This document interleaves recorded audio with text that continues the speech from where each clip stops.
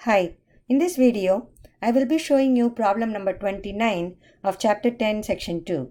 At what points on the curve x equal to 3t square plus 8 and y equal to t cube minus 4 does the tangent line have slope 1/2?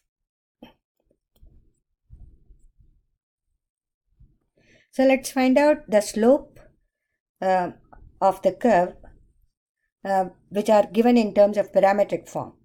So we have dy by dx equal to dy by dt over dx by dt in parametric form, where y is a function of t, x is a function of t.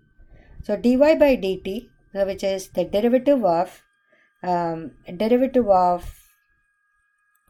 y with respect to t, so that will be 3t square. Same way we have to find out the derivative of x with respect to t, that will be 6t. So that is equal to 1/2 of t. This is given to be, but the problem says the tangent have the slope of 1/2. So 1/2 of t equal to 1/2. This will give t equal to 1.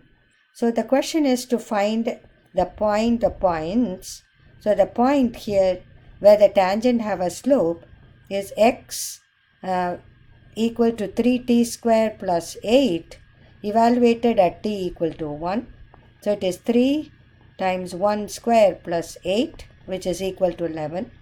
Then y equal to t cube minus 4 evaluated at t equal to 1. So it is 1 minus 4, which is equal to -3.